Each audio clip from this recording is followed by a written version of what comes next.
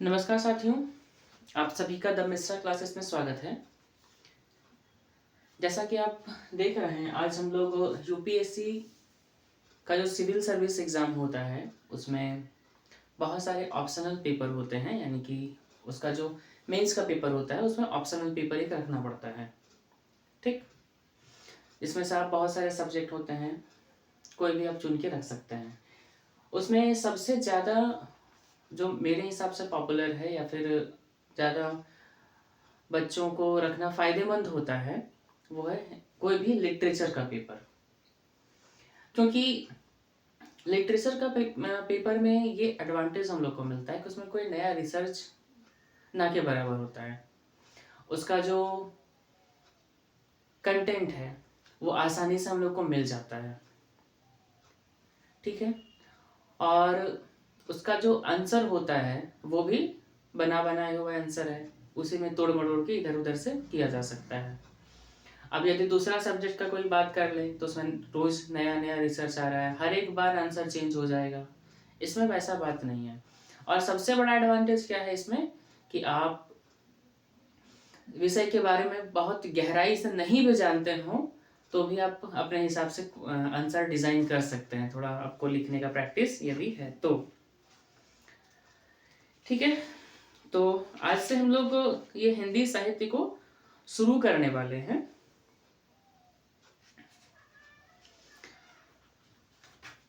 तो कोई भी सब्जेक्ट शुरू करने से पहले उसका सिलेबस देखना ज़्यादा ज़रूरी हो जाता है, क्योंकि सिलेबस ही आपको पता नहीं होगा पढ़ना क्या है तो आप पढ़ेंगे कैसे, किस दिशा में पढ़ेंगे, कैसे तैयारी करेंगे, किसी को तो पता ही नहीं हो चलेगा। तो उस कारण से हम लोग आज से सबसे पहले इसका सिलेबस को देखते हैं। इसके बाद एक एक करके डेली हम लोग क्लासेस लेंगे और आपका जो तैयारी है यूपीएससी का जो करना चाह रहे हैं, वैसे विद्यार्थी हैं जो जिसका टारगेट 2027 का है या फिर 28 का है, या वैसे विद्यार्थी जो एकदम नए नए हैं और जिनको अभी यूपीएससी के बारे में पता भी नहीं है, या फिर वैसे विद्यार्थी जो अभी ग्रेजुएशन कर रहे हैं, उनको तैयारी करना है, तो उनके लिए ये वीडियो बहुत कारगर साबित होगा। और मैं आप लोगों को बताऊं कि ये जो क्लास है हमारा द मिश्रा क्लासेस जो चैनल है, ये कंप्लीट फ्री ऑफ कॉस्ट है। इसमें कोई चार्ज हम लोग नहीं लेते हैं। यही उद्देश्य से ये चैनल बनाया भी गया है कि फ्री ऑफ कॉस्ट शिक्षा जो है सो सब बच्चों तक पहुँचे। क्योंकि आप देख रहे हैं कि अभी के समय में शिक्षा का व्यापारीकरण बहुत ज़्यादा हो गया है। यानी कि आप यदि यही सब्जेक्ट का बात करें, हिंदी साहित्य का ही बात करें, तो आपको पता चलेगा कि ये सब्जेक्ट को कंप्लीट करने में आपको 50 से 60 हज़ार रुपये देने पड़ेंगे। एक गरीब छात्र कहाँ से करेगा इतना, है ना। कुछ ऐसे भी टीचर हैं जो कम में पढ़ाते हैं, लेकिन शुरुआत में कम में रखे थे, लेकिन फिर उनका भी चार्ज बढ़ गया, आप देख सकते हैं। तो हम जैसे विद्यार्थी जो सरकारी स्कूल में पढ़े हैं, उनके पास उतना संसाधन होता ही नहीं है, तो कहाँ से वो आईएएस आईपीएस बने। सबका सपना तो होता है लेकिन वो पूरा नहीं हो पाता है। तो उसी को मद्देनज़र हम लोग रखते हुए ये चैनल बनाया है। आप देखिएगा कि चैनल में बहुत दिन के बाद वीडियो आ रहा है, टाइम नहीं मिलने के कारण नहीं हो पाता है, लेकिन हम कोशिश पूरा कर रहे हैं कि अब से ये हिंदी साहित्य का जो क्लास है ये कंप्लीट अब लोगों को कोर्स करवा दिया जाए।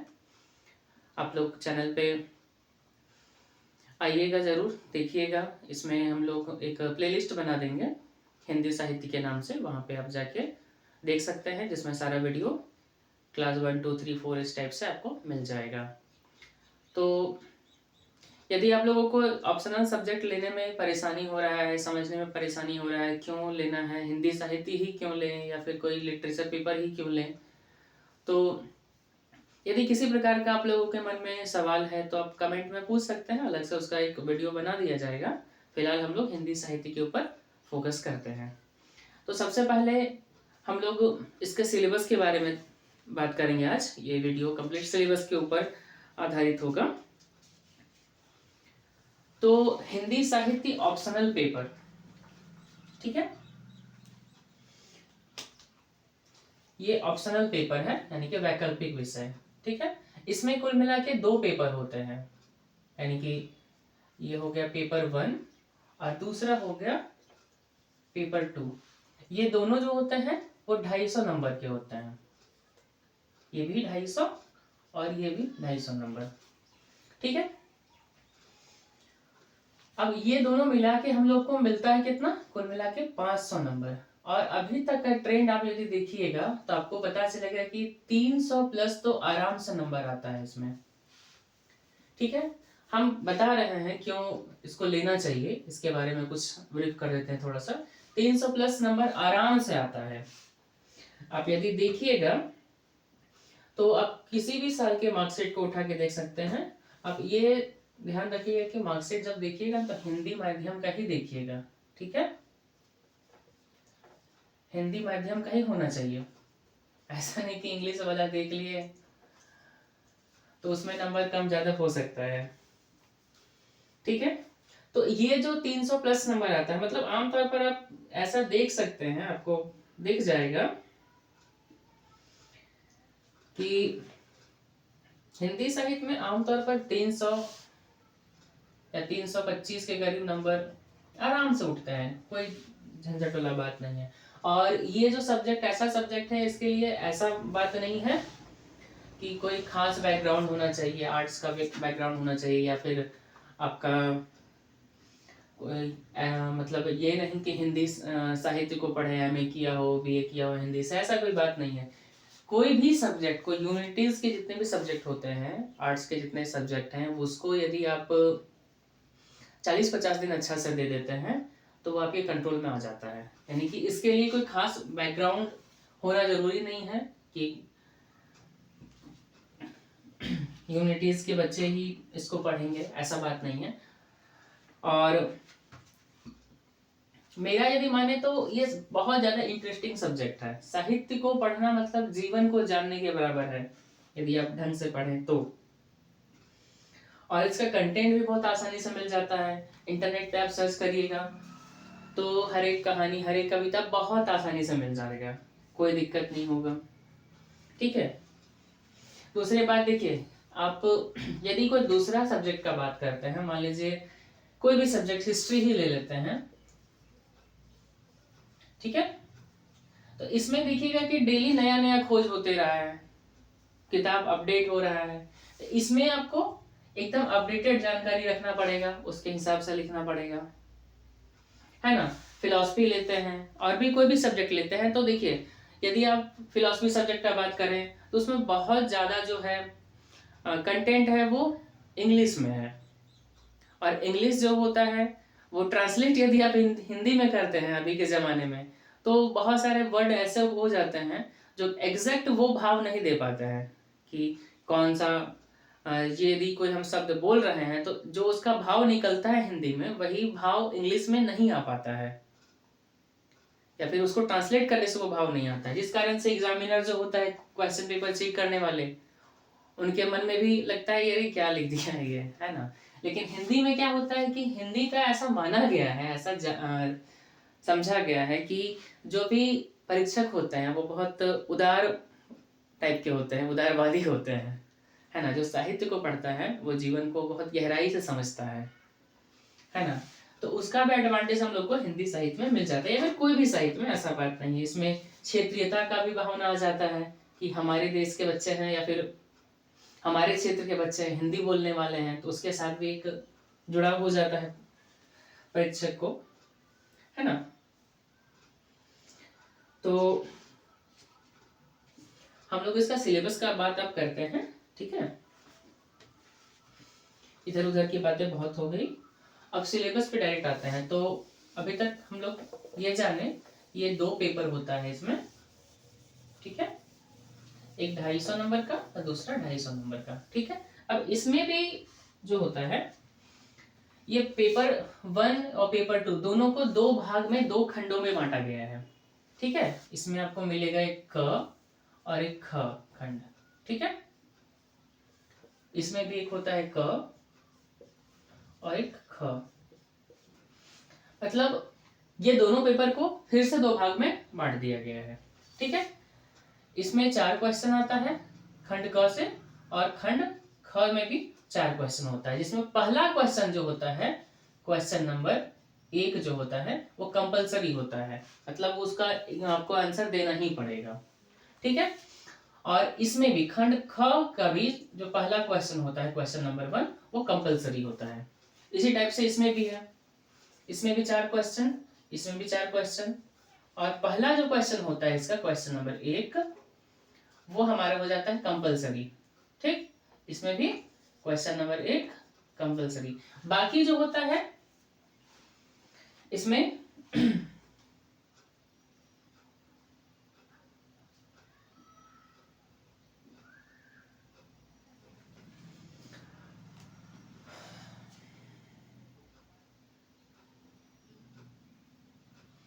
और इस यही आप देखिएगा, बाकी ये जो क्वेश्चन नंबर 1 जो हमारा होगा, क्वेश्चन नंबर 1, इसको देखिएगा तो ये 5 टुकड़ा में डिवाइड होता है, मतलब क्वेश्चन डायरेक्ट सीधा एक जैसा नहीं पूछ देता है, एक ही क्वेश्चन रहेगा लेकिन उसमें 5 पॉइंट जोड़ के रखता है, यानी कि इसमें कुल मिला के 5 पॉइंट निकलेगा, 1 2 3 4 5। इसका वाला में, इसमें भी वही होगा, 1 2 3 4 5।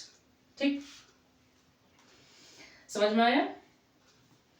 और बाकी जो क्वेश्चन होते हैं, जैसे कि क्वेश्चन 2 3 4, इसी तरह से 6 7 और 8, इस ये जो होता है आमतौर पर भी देखा गया है, 3 टुकड़ा में इसको बांट के क्वेश्चन पूछता है। अब इसमें से क्वेश्चन जो है सो हमको, जो हम लोग सॉल्व करेंगे, इससे 2 कर सकते हैं, मतलब 5 कुल मिला के हम लोग को 5 क्वेश्चन सॉल्व करना पड़ता है। ठीक है, तो एक क्वेश्चन तो कंपलसरी हो गया हमारे खंड क में, खंड क और खंड ख दोनों मिला के हम लोगों को 5 क्वेश्चन सॉल्व करना पड़ता है इसमें। ठीक है, तो पहला क्वेश्चन तो इसमें कंपलसरी हो गया, खंड ख का भी पहला क्वेश्चन कंपलसरी हो गया। अब बचा 4 क्वेश्चन, इसमें से 2 कर सकते हैं, इसमें से 2 कर सकते हैं हम, या फिर इसमें से 3 कर लीजिए, इसमें से 1 कर लीजिए, वो आपके ऊपर डिपेंड करता है, जैसा क्वेश्चन आता है आपको जो आसान लगे वैसा कर सकते हैं। सेम चीज इसमें भी होता है।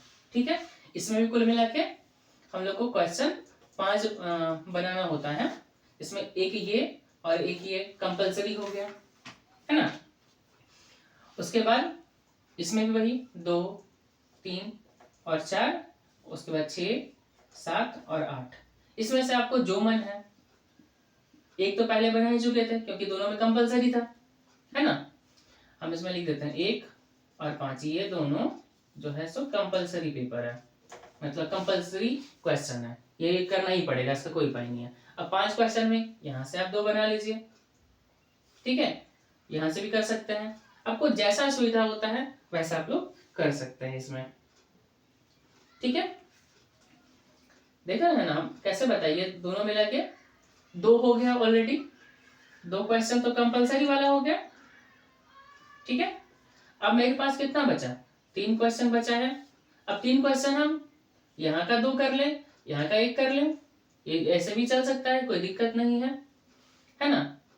आपको जैसा सुविधा हो रहा है वैसे कर सकते हैं, यहाँ से 1 करिए, यहाँ से 2 कर लीजिए, कोई दिक्कत नहीं है, यहाँ से 2 करिए, यहाँ से 1 कर लीजिए, कोई दिक्कत नहीं है, आपको जैसा सुविधा होता है, ये क्वेश्चन का पैटर्न होता है।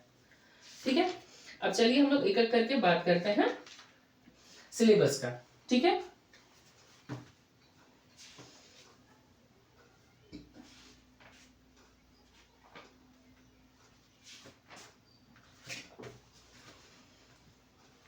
तो इसको मिटा देते हैं, आगे हम लोग सिलेबस के बारे में जानेंगे। ठीक है,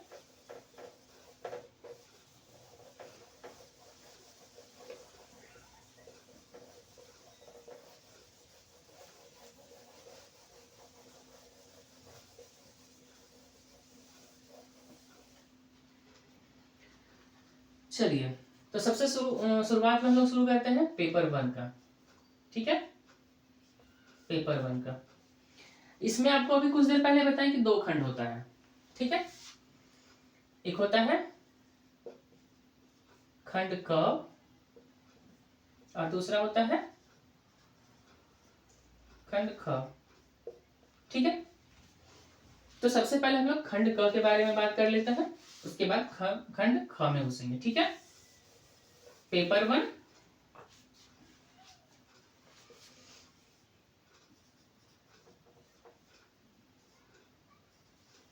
खंड क, ठीक है, इसके बारे में हम लोग अब बात करते हैं। तो पेपर 1 खंड क में बेसिकली होता क्या है, इसमें क्या है, तो इसमें है हिंदी,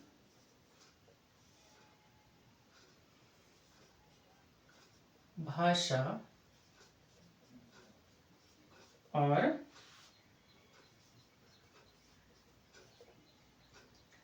नागरी लिपि का इतिहास, ठीक है। ये हमारा पेपर 1 का खंड क है। अब इसमें कौन कौन से विषय आते हैं, कौन कौन से टॉपिक हैं, उसके बारे में हम लोग अब बात करते हैं, ठीक है। तो हमारा जो सबसे पहला टॉपिक है, पहला टॉपिक जो है वो है अपभ्रंश,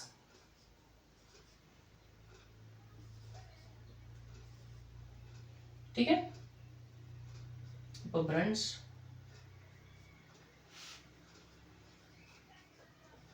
अवहट, ठीक है, और प्रारंभिक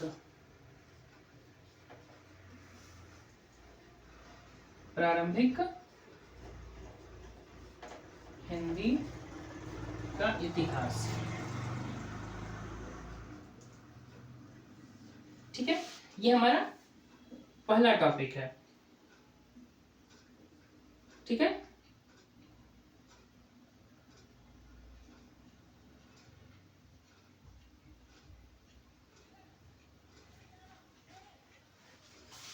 तो थोड़ा मिस्टेक हुआ है इसमें, हम लोग सुधार लेते हैं, ठीक है। प्रारंभिक हिंदी का व्याकरणिक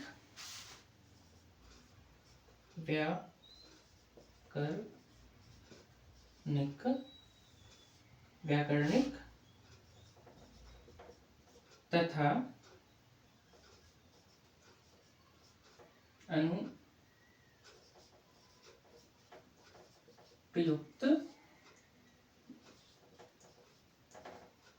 स्वरूप, ये हमारा पहला टॉपिक है, ठीक है। मिस्टेक हुआ था उस टाइम, ठीक। इसमें से आपको पता होगा अपभ्रंश अपघट क्या चीज है ना। पाली, प्राकृतिक, अपभ्रंश, अवहट, ये सब जो प्रारंभिक हिंदी थे उनके बारे में हम लोग को जानना है, ठीक है। अब आता है दूसरा टॉपिक जो हमारा आता है, इसमें क्या है, मध्यकाल में ब्रज और अवधि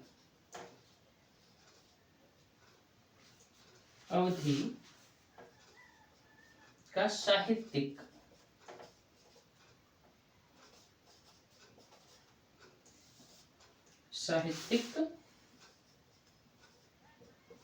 भाषा के रूप में विकास, ठीक है। ये दोनों क्या है, ब्रज और अवधि दोनों हिंदी की बोलियां हैं। मध्यकाल में आप लोगों को याद होगा, है ना, मध्यकाल के टाइम में ये कह सकते हैं इसमें बहुत सारे काव्य लिखे गए हैं। अवधि भाषा में आपको पता होगा सबसे जो पॉपुलर रामचरितमानस जो महाकाव्य लिखा गया है तुलसीदास के द्वारा, अवधि बोली में लिखा गया है, अवधि भाषा में लिखा गया है। ब्रज भाषा में कौन कहते थे, तो सूरदास, इनके बारे में भी आप जानते ही होंगे, है ना। इसमें कौन थे, तुलसीदास, ठीक है, याद आया। चलिए अब हम लोग तीसरा टॉपिक के बारे में जानते हैं, इसको मिटाते हैं, चाहे तो स्क्रीनशॉट ले सकते हैं, ठीक है। चलिए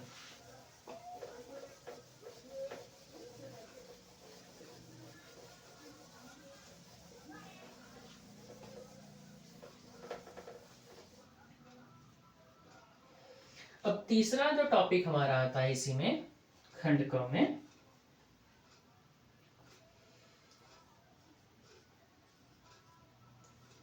सिद्ध एवं नाथ साहित्य।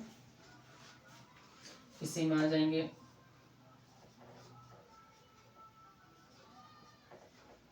खुसरो, है ना, फिर संत साहित्य,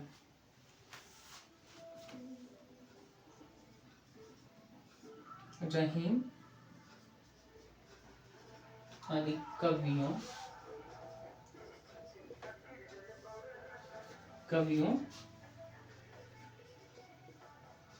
और दक्षिणी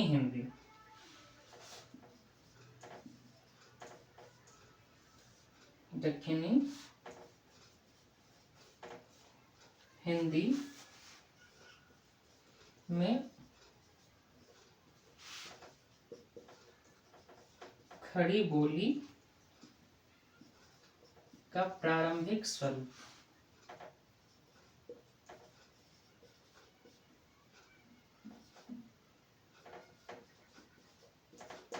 ठीक है, इसमें हम लोग को क्या जानना है? सिद्ध एवं नाथ साहित्य, खुसरो, संत साहित्य, रहीम आदि कवियों और दक्षिणी हिंदी में खड़ी बोली। ठीक है, खड़ी बोली क्या है?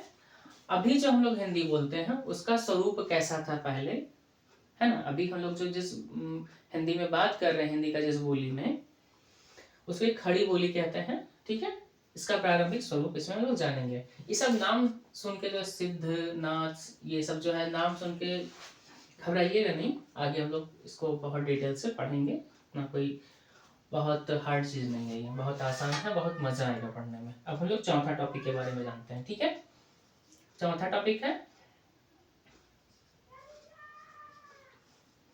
19वीं सदी में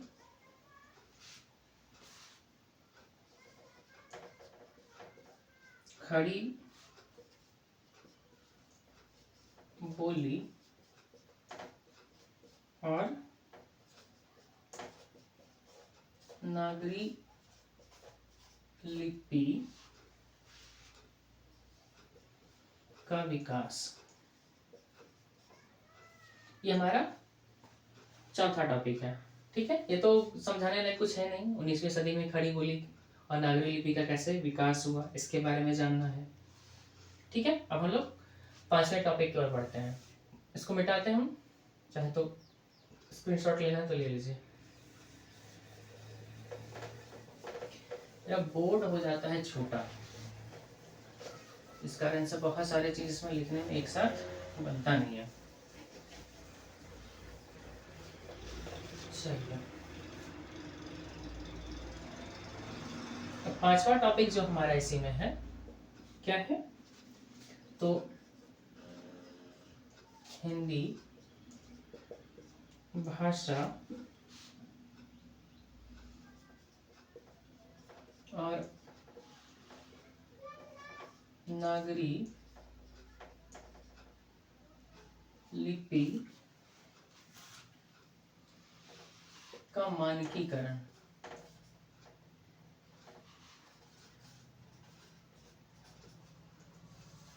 ठीक है, अभी जो हम लोग हिंदी को जान रहे हैं, मानक स्वरूप में कैसे आया, इसके बारे में हम लोग जानेंगे।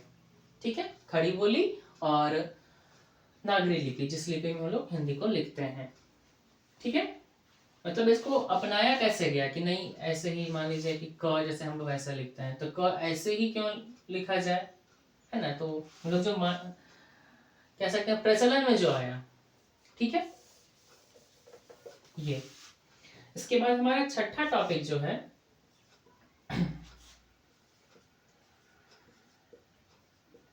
स्वतंत्रता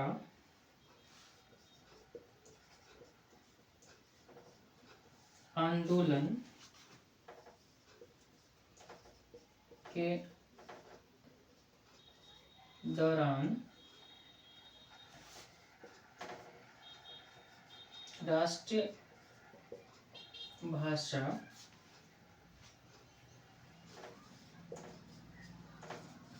के रूप में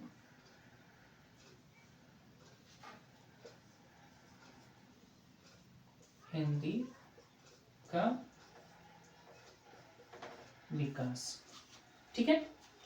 छठा टॉपिक क्या है? स्वतंत्रता आंदोलन के दौरान हिंदी को राष्ट्रीय भाषा के रूप में किस टाइप से हिंदी हमारा विकास हुआ। इसमें आपको पता होगा कि उस दौरान हिंदी में बहुत सारे पत्र पत्रिकाएं, समाचार पत्र आदि छपने लगे थे, है ना। वो भी एक प्रोटेस्ट करने का एक जरिया बन गया था, साधन बन गया था साहित्य हमारा, है ना।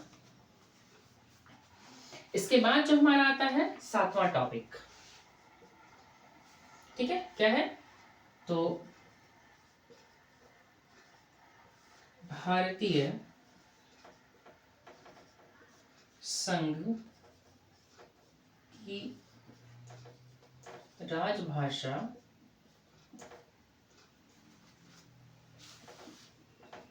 के रूप में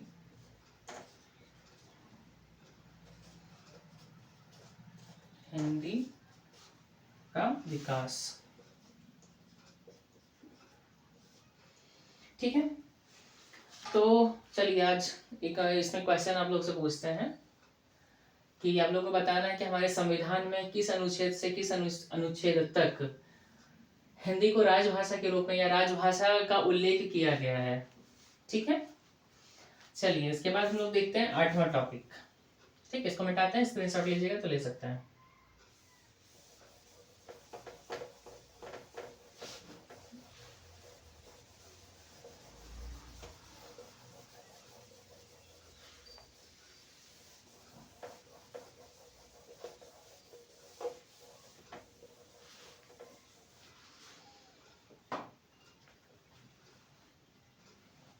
चलिए अब हम लोग 8वें टॉपिक की ओर बढ़ते हैं। 8वां टॉपिक क्या है? हिंदी भाषा का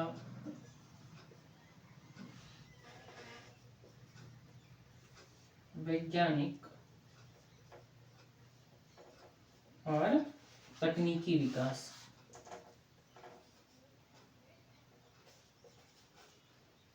तकनीकी विकास। ठीक है।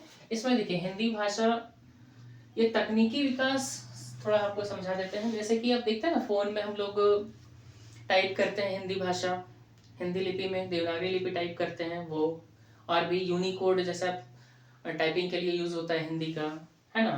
या फिर हम लोग बोलते हैं हिंदी और टाइप कर देता है। या फिर अभी आप देखिएगा कि चैट जीपीटी हो गया या फिर जेमिनी हो गया, कोई भी एआई जो है सो हिंदी भाषा को भी समझने लगा है। एक टाइम था जब केवल इंग्लिश में प्रॉम्प्ट लिखता था वो, है ना। अभी हिंदी भी आराम से समझ जाता है, तो वो तकनीकी विकास के अंतर्गत आता है वो सब। ठीक है। इसके बाद आता है इसमें 9वां टॉपिक। 9वां टॉपिक क्या है? हिंदी भाषा की प्रमुख बोलियां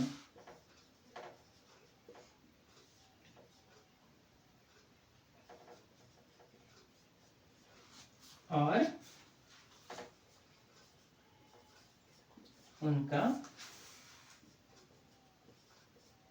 परस्पर संबंध। ठीक है। तो हिंदी भाषा का आपको पता है बहुत सारे बोली है, उसमें से कुछ चुनिंदा बोली जो है वही ब्रज भाषा, अवधी, ये सब के बारे में हम लोग जानेंगे, और उसके आपस में क्या लिंक करता है, क्या संबंध है, वो सब के बारे में जानना है। उसके बाद आता है 10वां टॉपिक। इसमें क्या है? नागरी लिपि की प्रमुख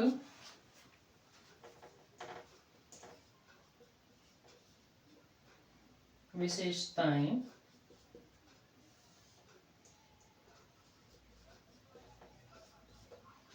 और उनके सुधार या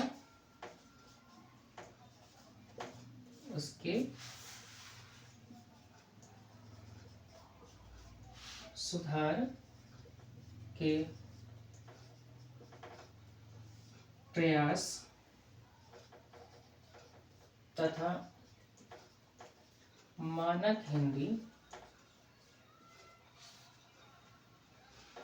का स्वरूप। ठीक है।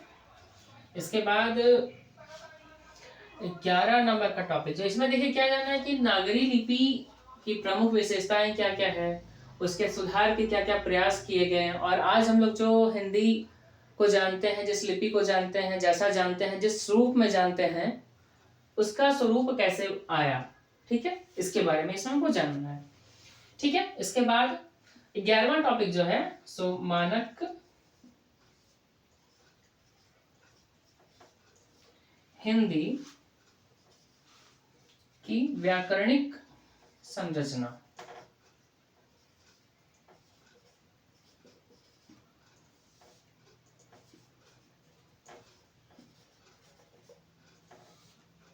ठीक है। इसमें वही संज्ञा सर्वनाम जो हम लोग हिंदी व्याकरण में पढ़ते हैं उसके बारे में जानना है। तो ये हमारा पेपर 1 का खंड क हो गया खत्म। ठीक है। अब हम लोग खंड ख के बारे में जानेंगे, इसमें क्या क्या पढ़ना है। ठीक है, चलिए इसको मिटा देते हैं।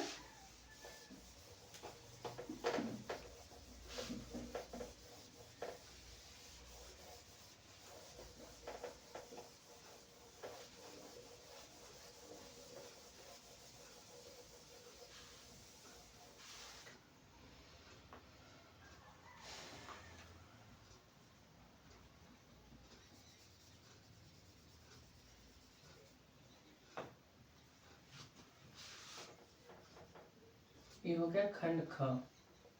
ठीक है। इसका जो पहला टॉपिक है इसके बारे में जानते हैं। अभी देखिए पेपर 1 लगभग सारा हिस्ट्री से संबंधित है, मतलब समझिए तो हिंदी भाषा का हिस्ट्री से, ऐसा नहीं समझिए कि इतिहास। ठीक है, वैसा कुछ नहीं है। चलिए, तो पहला जो टॉपिक है इसमें वो हम देखते हैं, हिंदी साहित्य की प्रासंगिकता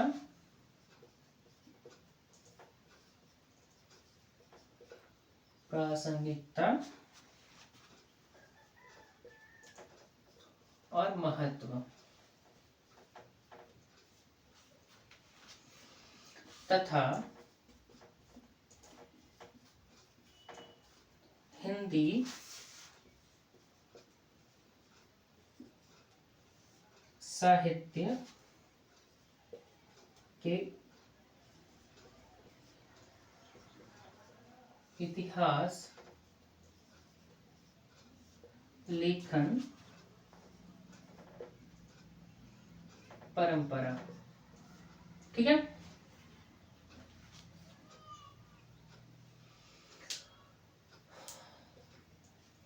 इसमें हम लोग को क्या जानना है कि हिंदी साहित्य का क्या महत्व है ना, उसको क्यों पढ़ें, उसमें क्या कैसा रस मिलता है पढ़ने से। उसके बाद उसका इतिहास लेखन, इससे कहते हैं ना हिंदी की पहली कहानी, हिंदी साहित्य का पहला उपन्यास, ये सब के बारे में हम लोग को इसमें पढ़ना पड़ेगा। ठीक है। इसी प्रकार इसका दूसरा टॉपिक जो आता है ये क्या है, हिंदी साहित्य के इतिहास के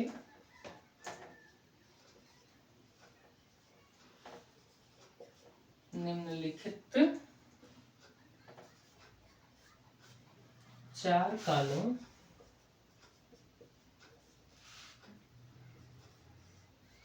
की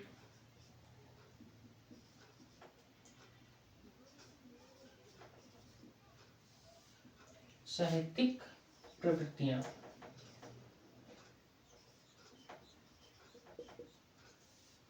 हिंदी साहित्य का हम लोग को पता है 4 काल में विभाजित किया गया है ना, आदि काल, भक्ति काल, रीति काल और आधुनिक काल।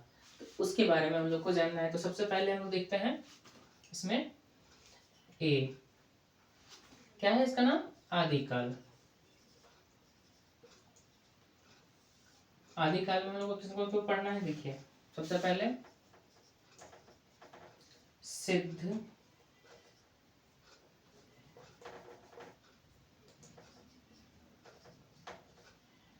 नाथ और रासो साहित्य। इसमें प्रमुख कवि कौन कौन है?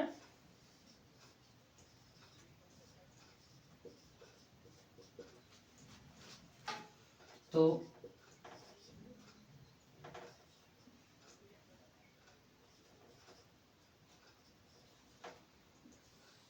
चंद बदराई, उसके बाद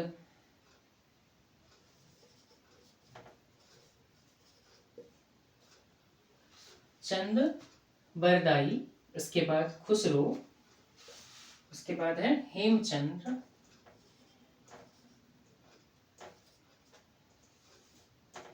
हेमचंद्र और विद्यापति।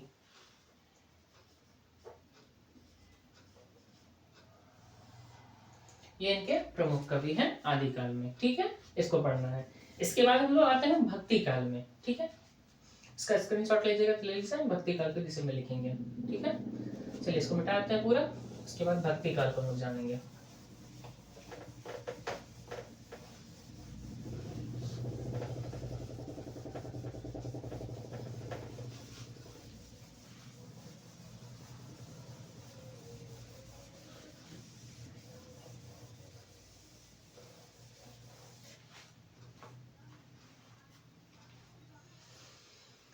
अब आता है बी नंबर, भक्ति काल।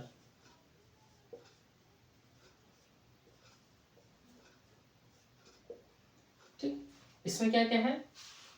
तो संत काव्य है ना, संत काव्य धारा, उसके बाद सूफी काव्य धारा,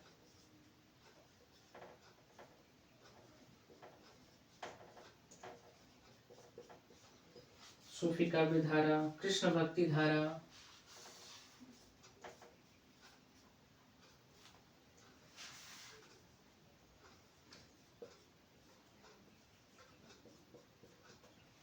कृष्ण भक्ति धारा हो गया। उसके बाद और राम भक्ति धारा। इसमें तो देखिए समझ में आ गया वो संत काव्य के बारे में जब बात करेंगे तो कबीरदास आएंगे ही आएंगे, सूफी काव्य है ना। अब इसका जो प्रमुख कवि है कौन कौन सा है? प्रमुख कवि का नाम क्या क्या है इसमें? तो एक हो गए कबीर, दूसरे हो जाते हैं जायसी, मलिक मोहम्मद जायसी का नाम तो सुने ही होंगे आप लोग। उसके बाद आता है सूर और तुलसी, तुलसी। ठीक है, इसके बाद आता है हम लोग रीतिकाल के बारे में जानते हैं। रीतिकाल में क्या क्या है?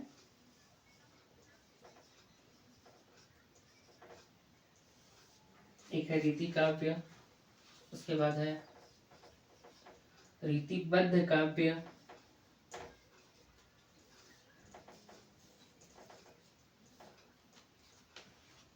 और रीति मुक्त काव्य। रीति मुक्त काव्य, इसमें जो प्रमुख कवि हैं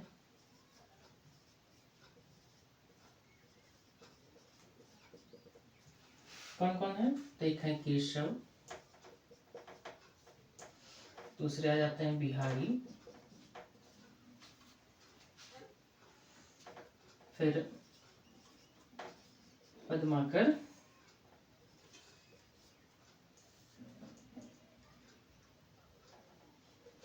ठीक है, और धनानंद।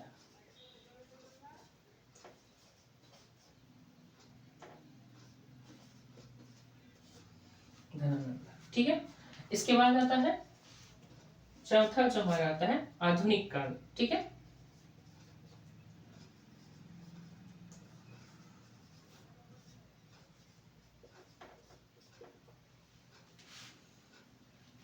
इसमें भी अलग अलग है, देखिए।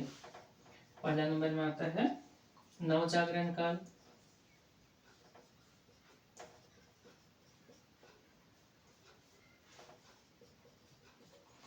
नवजागरण काल, ठीक है। इसमें आपका आएगा गद्य का विकास,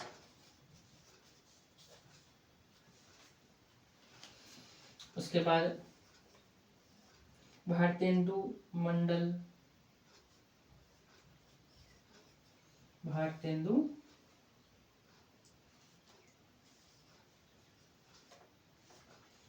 मंडल। दूसरे नंबर में आ जाएगा आपका, इसमें देखिए प्रमुख लेखन में कौन कौन है,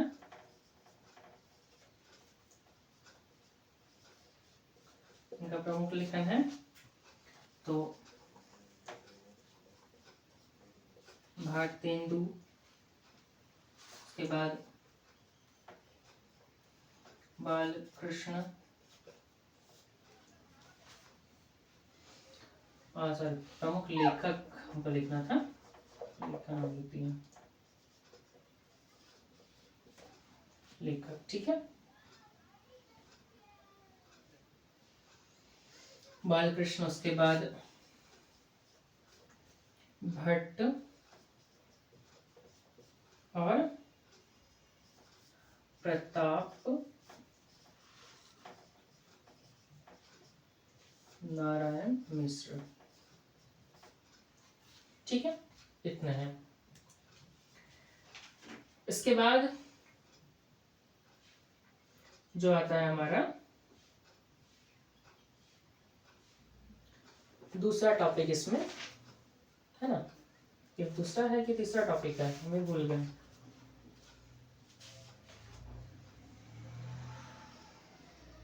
अच्छा, ये तीसरा टॉपिक आएगा, ठीक है। तीसरा टॉपिक लिखते हैं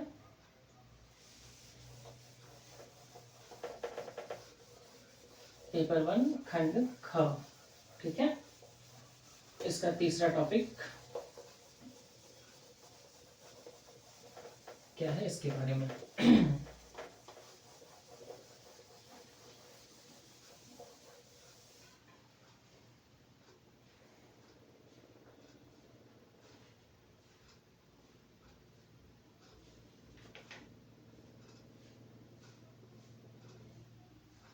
अच्छा, इसमें आधुनिक काल के बाद एक और है, ठीक है। इसको हम लिखना भूल गए थे, बता देते हैं इसको। आधुनिक हिंदी कविता की मुख्य प्रवृत्तियां, ठीक है। अभी जो लोग कर रहे थे ना 4 काल, उसी के में इसमें जुड़ा हुआ 5वां, ठीक है।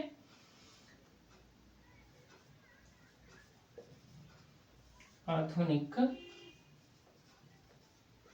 हिंदी कविता की मुख्य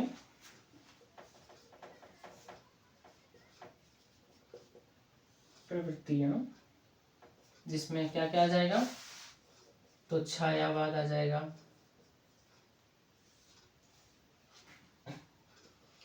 फिर प्रगतिवाद,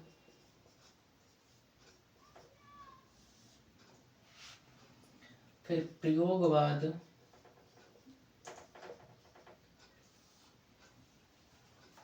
फिर नई कविता,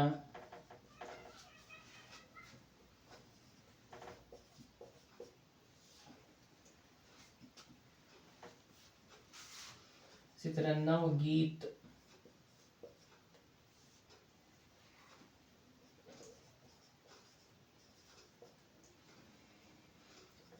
समकालीन कविता,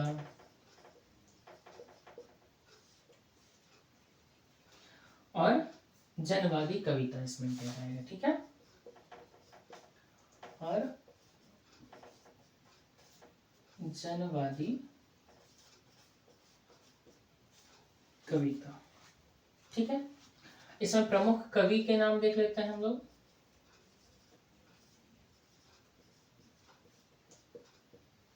प्रमुख कवि कौन कौन है, तो एक हो जाते हैं मैथिली शरण गुप्त,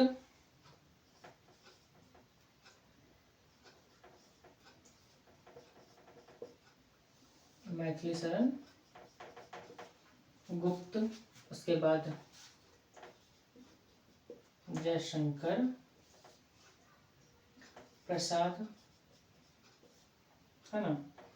इसके बाद सूर्यकांत त्रिपाठी निराला हो जाएंगे, सूर्यकांत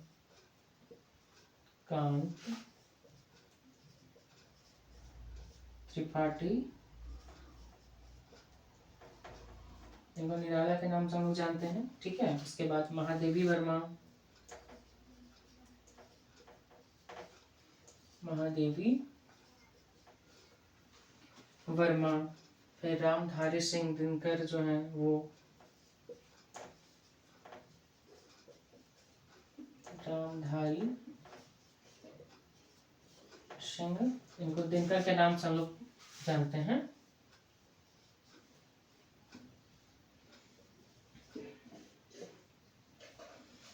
ठीक है। उसके बाद सच्चिदानंद हीरानंद वात्सायन अज्ञे, जिसका नाम लोग जानते हैं अज्ञे के नाम से हम आमतौर पर, ठीक है। तो हम पूरा नाम लिख देते हैं इनका। इनका नाम ही पूरा कविता है, सच्चिदानंद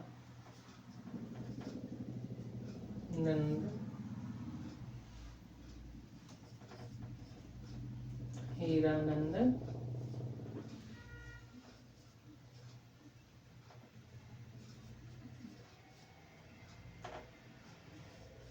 वात्सायन अज्ञे, ठीक है। उसके बाद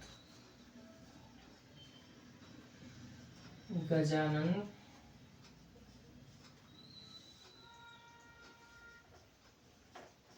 माधव, इनको हम लोग किस नाम से जानते हैं, मुक्ति बोध के नाम से, ठीक है। इसके बाद अंत में आता है नागार्जुन।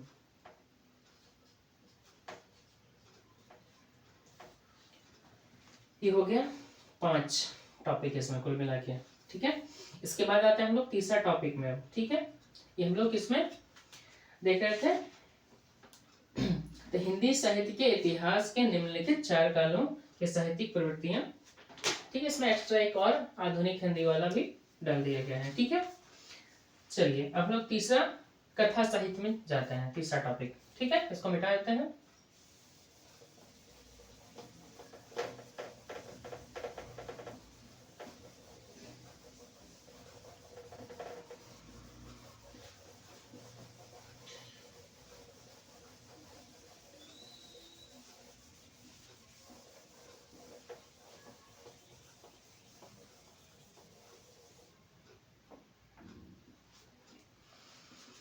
हमारा तीसरा टॉपिक जो है इसका नाम है कथा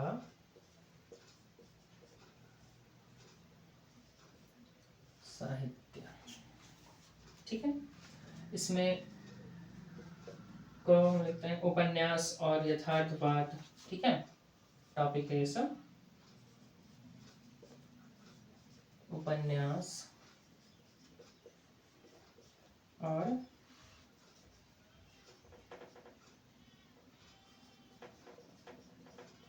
यथार्थवाद।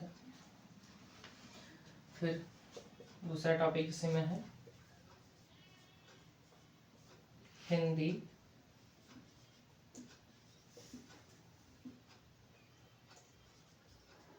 उपन्यासों का उद्भव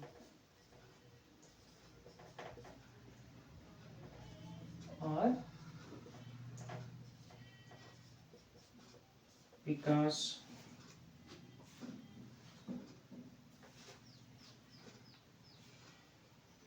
इसी में आता है 11 नंबर टॉपिक हम लेते हैं प्रमुख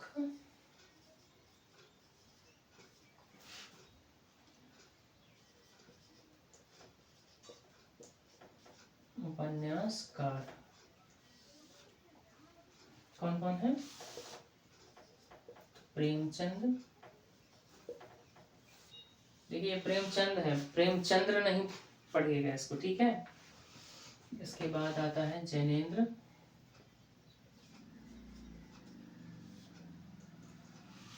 फिर यशपाल,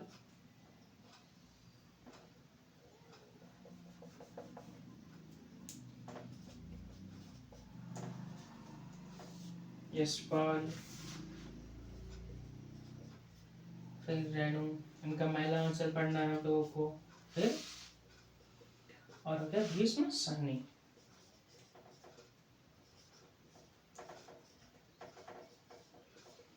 भीष्म सहनी, ठीक है। इसके बाद दूसरा टॉपिक है इसमें, घ नंबर का टॉपिक ये है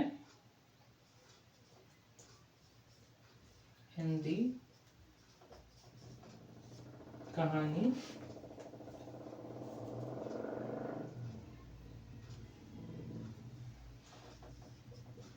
का उद्भव और विकास।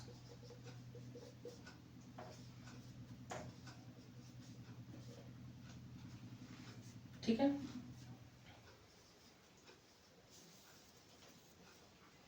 प्रमुख कहानीकार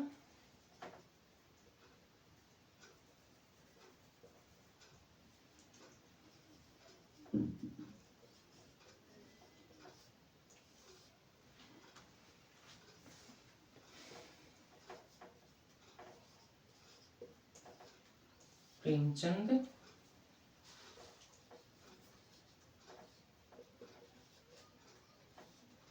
जयशंकर प्रसाद,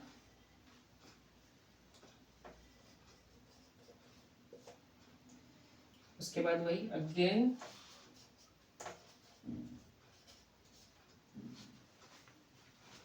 फिर मोहन राकेश, बहुत अच्छा एक कहानी लिखे हैं, आषाढ़ का एक दिन, हम लोग वो पढ़ाएंगे, वो आपका टॉप सिलेबस में भी है, आषाढ़ का एक दिन, है ना। उसके बाद कृष्णा सोबती, कृष्णा सोबती। अब आता है चौथा टॉपिक, पेपर 1 खंड ख का। इसको मिटाते हैं, आप लोग स्क्रीनशॉट ले लीजिएगा।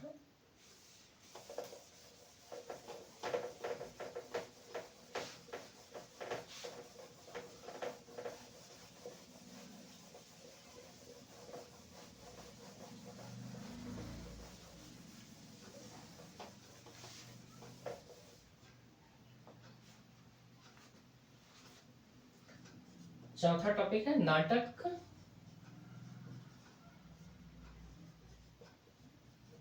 और रंगमंच।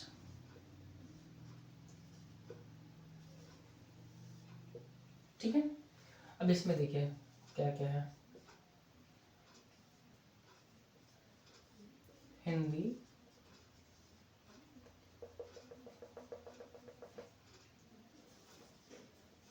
हिंदी नाटक का उद्भव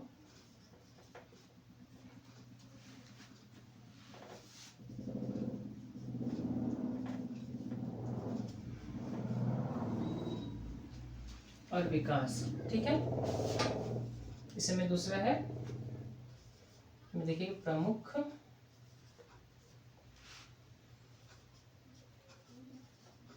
नाटककार में कौन कौन है।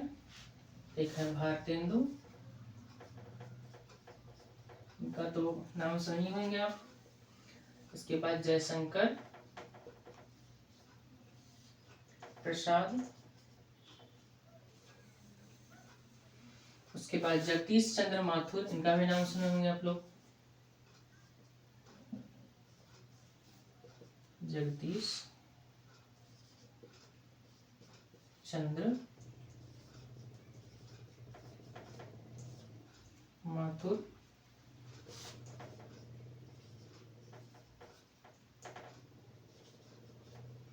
उसके बाद राम कुमार वर्मा और मोहन राकेश।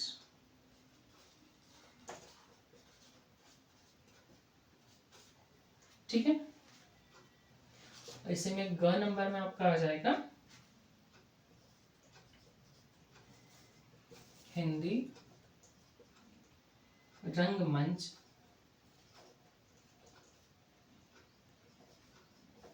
का विकास। ठीक है,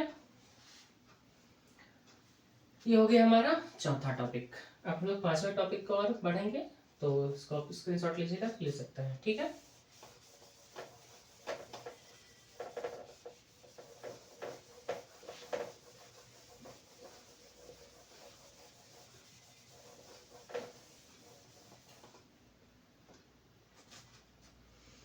अब आता है पांचवा टॉपिक।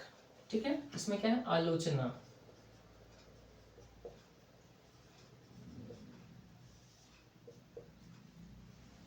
इसमें क में क्या है देखते हैं, हिंदी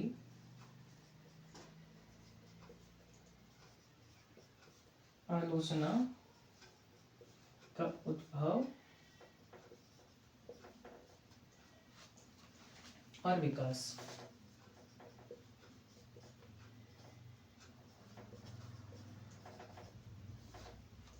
ठीक है, अब इसमें क्या क्या है, सैद्धांतिक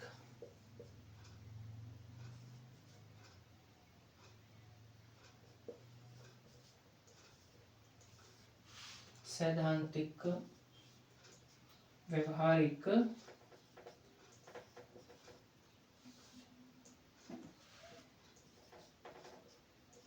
प्रगतिवादी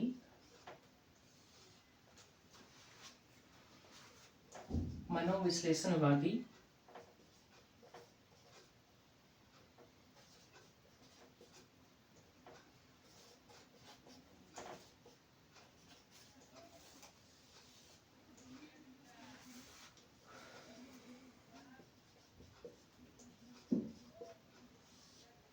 आलोचना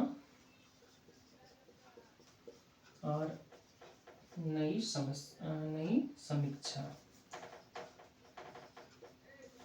ठीक है, इसी में ख नंबर का जो टॉपिक है इसको देख लेते हैं। तो प्रमुख आलोचक कौन कौन है,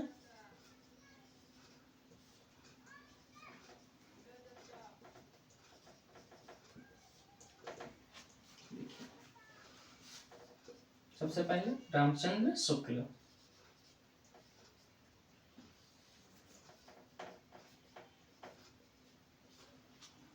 ठीक है, इसके बाद हजारी प्रसाद द्विवेदी,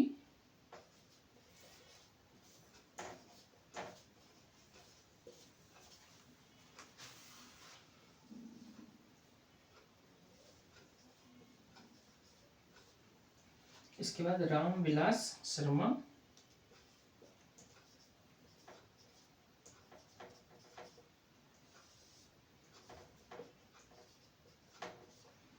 रामविलास शर्मा और नागेंद्र।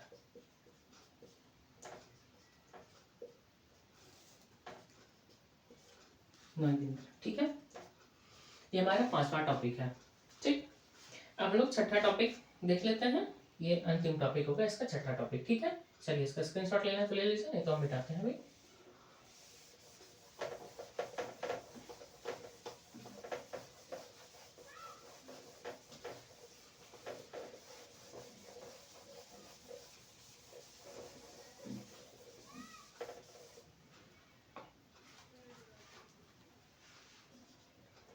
हो गया छठा टॉपिक। इसमें क्या है,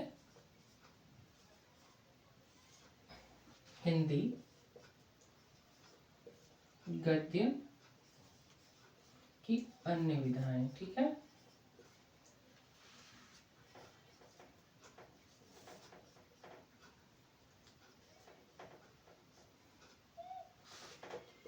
इसमें क्या क्या है, तो ललित निबंध हो गया एक,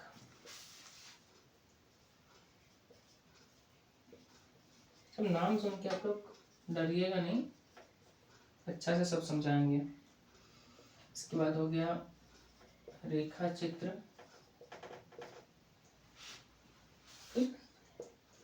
संस्मरण,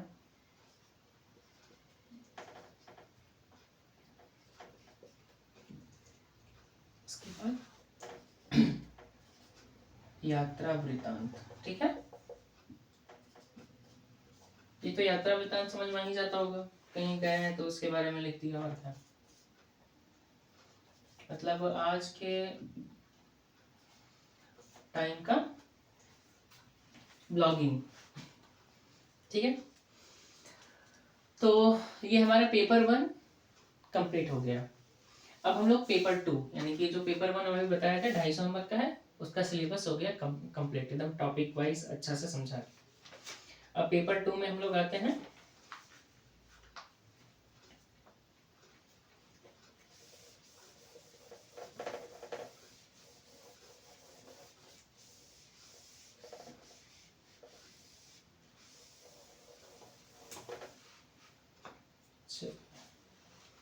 तो हमारा पेपर 2, ठीक है, इसमें भी आप लोग को बताए थे खंड क खंड ख 2 अलग अलग पार्ट में बांटा हुआ है। सबसे पहले खंड क का बात कर लेते हैं हम लोग। खंड क, इसमें क्या है, पद्य साहित्य है। पद्य और गद्य तो समझ में आता ही होगा।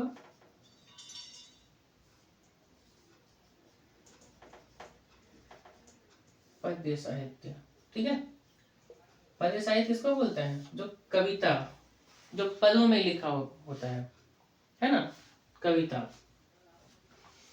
ठीक है, तो इसमें सबसे पहला जो आते हैं, फर्स्ट में आते हैं कबीर।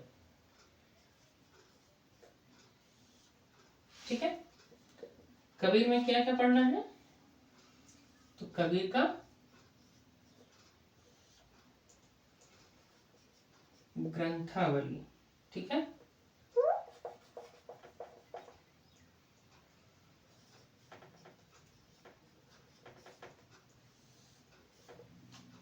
आरंभिक 100 पद इसमें। ठीक है, शुरुआत से।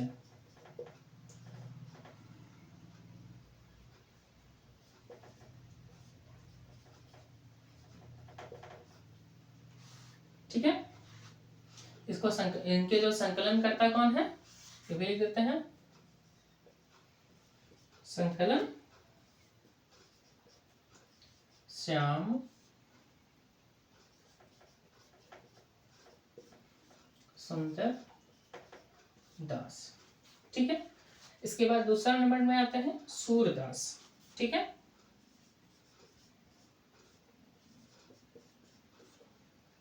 सूरदास,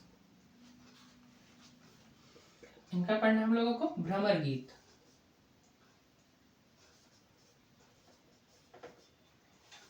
भ्रमर गीत सार, इसका भी आरंभिक 100 पद। ठीक है, इनके संकलन करता कौन है, तो संकलन रामचंद्र शुक्ल। ठीक है, तीसरा नंबर में आता है तुलसीदास।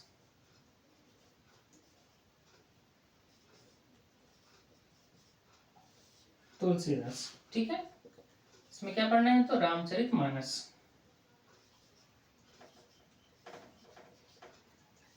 रामचरित मानस, कौन सा कांड, सुंदर कांड हमको पढ़ना है। ठीक है,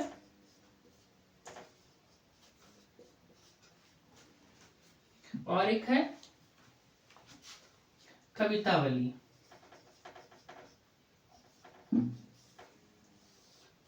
कवितावली ये समझ सकते हैं, उत्तरकांड।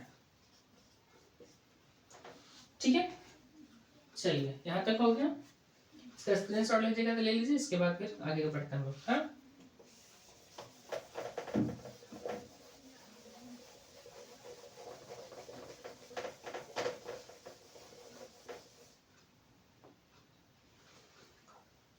फोर्थ नंबर में है जायसी।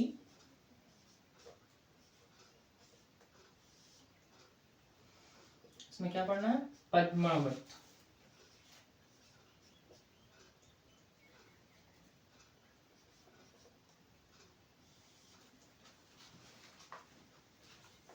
इसमें कौन कौन सा देखिए, सिंघल द्वीप,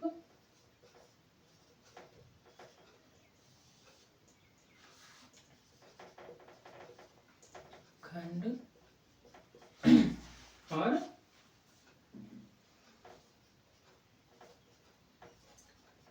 नागमती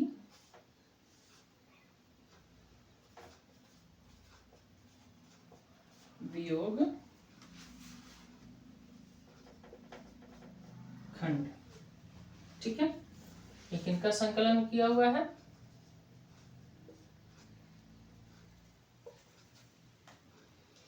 तो का नाम है श्याम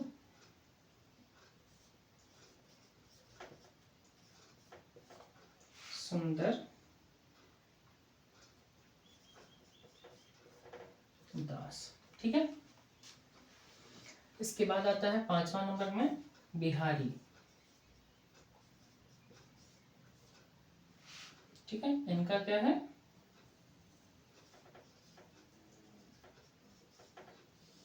बिहारी रत्नाकर। ठीक है, ये किताब का नाम है, इसका आरंभिक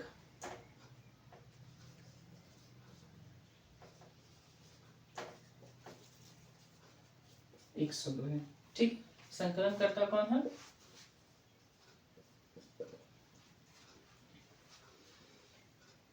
तो जगन्नाथ दास रत्नाकर।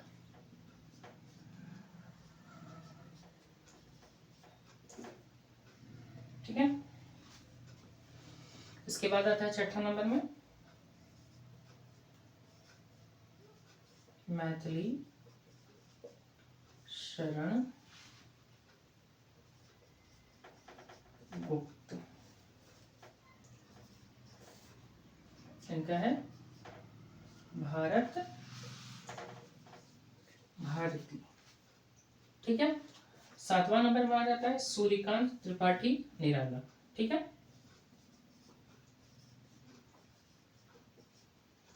सूर्यकांत त्रिपाठी निराला। इनका है राग विराग। ठीक है,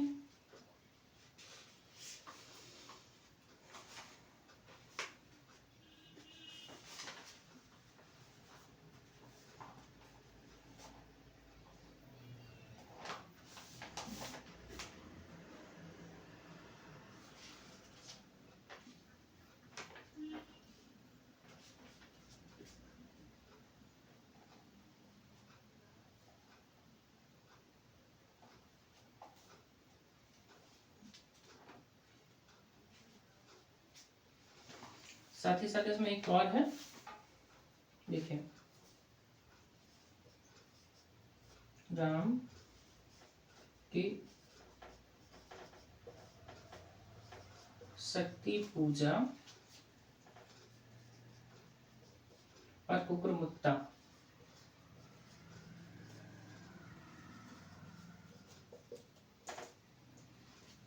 ठीक है, इनका जो संकलन करता है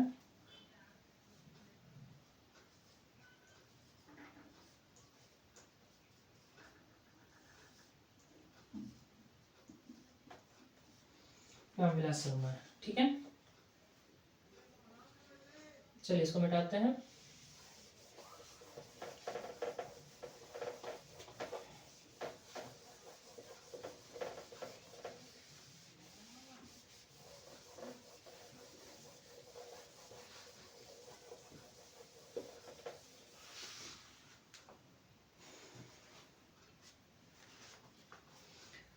इनके बाद आता है रामधारी सिंह दिनकर।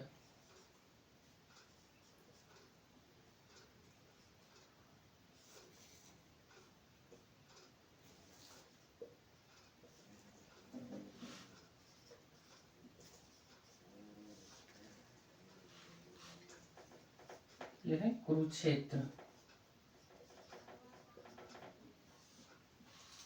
ठीक है, उसके बाद अज्ञेय,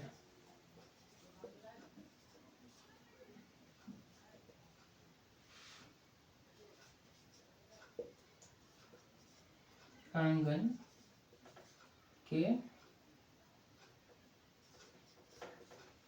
पार द्वार। ठीक है, इसमें हमको पढ़ना है असाध्य वीणा।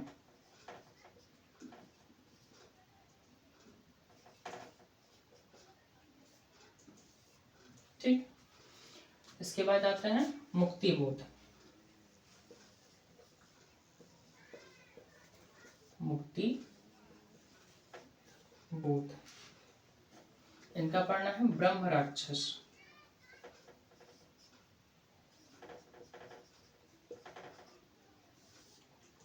ठीक है, इसके बाद आता है नागार्जुन।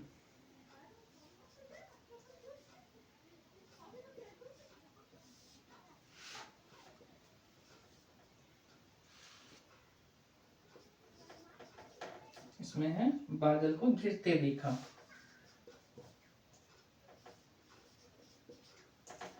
घिरते देखा। ठीक है, इसके बाद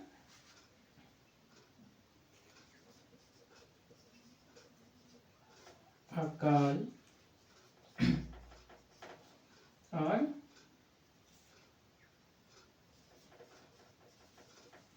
उसके बाद अंत में है हरिजन गाथा।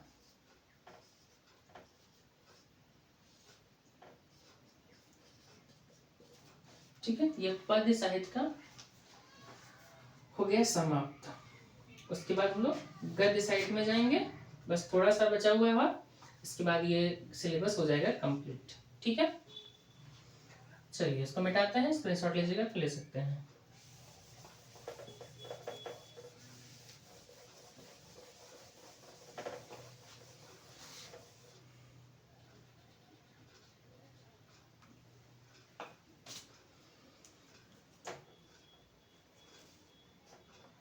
अब गद्य साहित्य के बारे में बात करते हैं। इसमें कहानी हो जाएगा आपका, उसके बाद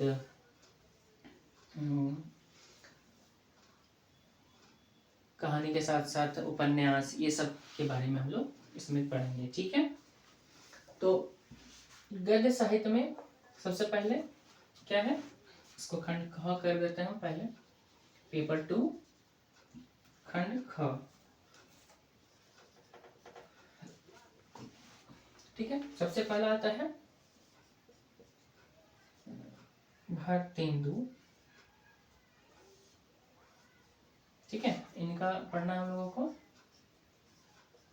भारत दूरदर्शन। ठीक है, इसके बाद मोहन राकेश।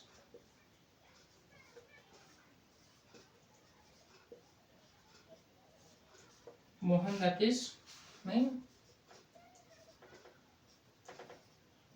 आषाढ़ का एक दिन। ठीक है, तीसरा नंबर में है रामचंद्र शुक्ल।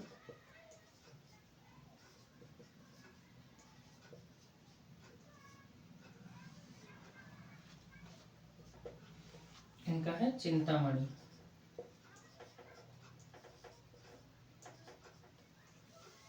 चिंतामणि भाग 1। ठीक है, इसके बाद कविता क्या है, साथ ही साथ श्रद्धा भक्ति। ठीक है, चौथा नंबर में है निबंध निलय। इसके संपादक कौन है?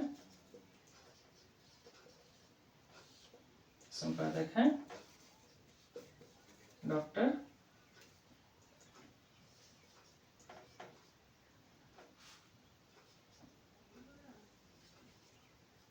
सत्येंद्र। इसमें क्या क्या पढ़ना है?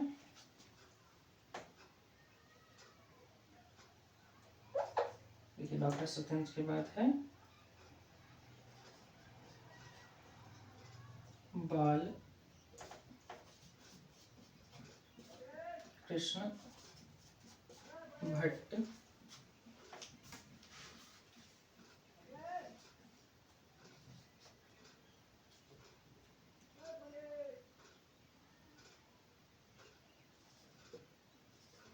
प्रेमचंद,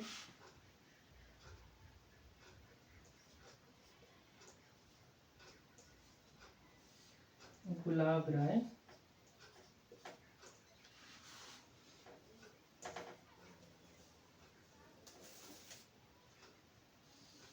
देखिए इसका संपादक है डॉक्टर सत्येंद्र। इसके बारे में मतलब कह सकते हैं निबंध इनके बारे में बताया गया है, जिनमें बालकृष्ण भट्ट हैं, प्रेमचंद हैं, गुलाब राय हैं, उसके बाद हजारी प्रसाद,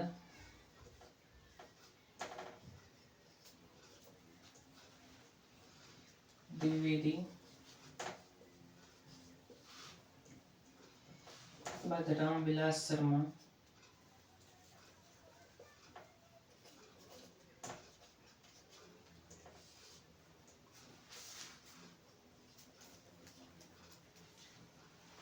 उसके बाद अज्ञेय,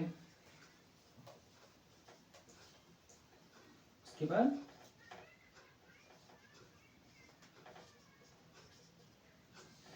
कुबेरनाथ राय।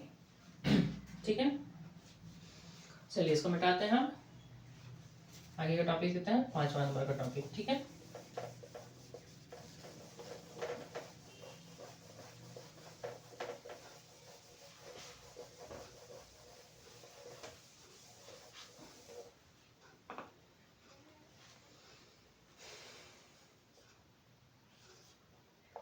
पांचवा नंबर का टॉपिक में है प्रेमचंद।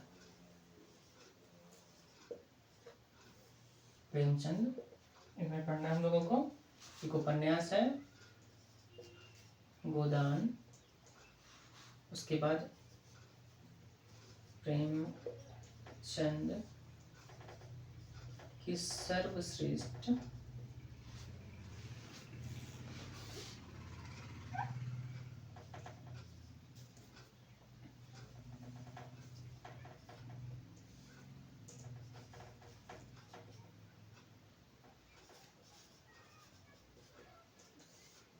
कहानियां।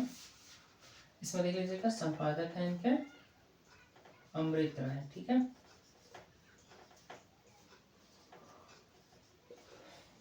ठीक। 6 नंबर का टॉपिक जो है प्रसाद का, जयशंकर प्रसाद। ठीक है, ये प्रसाद लिख रहे हैं यहाँ पे हम। स्कंदगुप्त ये एक नाटक है। ठीक है, 7वां नंबर में आता है यशपाल।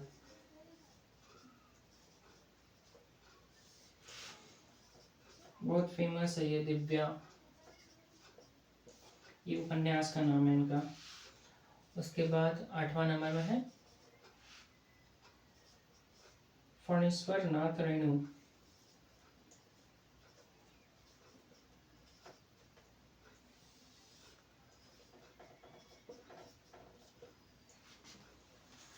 से पढ़ना आपको इनका मैला, एक आंचलिक उपन्यास है, इसके बारे में बताएंगे आप लोगों को। ठीक है, उसके बाद है मन्नू भंडारी, इनका पढ़ना हम लोगों को महाभोज, एक राजनीतिक सामाजिक उपन्यास इसको हम लोग कह सकते हैं। बहुत अच्छा कहानी है, उपन्यास। ठीक है, 10वां नंबर का टॉपिक है राजेंद्र यादव।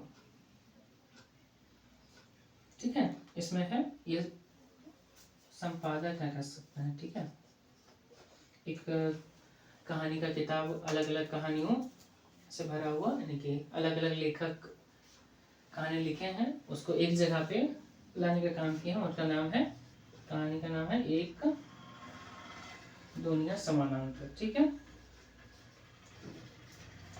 दुनिया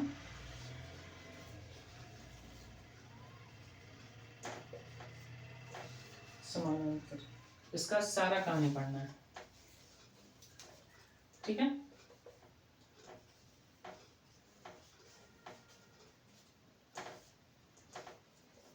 चलिए, तो ये पेपर 1 पेपर 2 का कंप्लीट जो है तो सिलेबस आप लोगों को आज हम बता दिए हैं। इसमें भी कहीं आप लोगों को किसी प्रकार का डाउट होगा, सवाल होगा, तो आप लोग बेझिझक कमेंट बॉक्स में लिख सकते हैं, सब सवाल का जवाब दिया जाएगा। और आप लोगों से मेरा गुजारिश है कि चैनल को ज़्यादा लोगों तक पहुंचाएं, ताकि सबको सही शिक्षा, क्वालिटी वाली शिक्षा फ्री ऑफ कॉस्ट प्राप्त हो सके, और सबको अपने यूपीएससी का तैयारी में ये सिलेबस लगभग सेम ही आपका बीपीएससी में भी है और पीसीएस में भी है। ठीक है, तो कंप्लीट काम हो जाएगा इसी से हम लोग का। तो ज़्यादा से ज़्यादा लोगों तक इसको शेयर करना है आप लोगों को, और नए हैं तो चैनल को सब्सक्राइब कर लीजिएगा, ताकि आने वाला जो क्लासेस होगा वो आप लोग मिस नहीं कर सकें।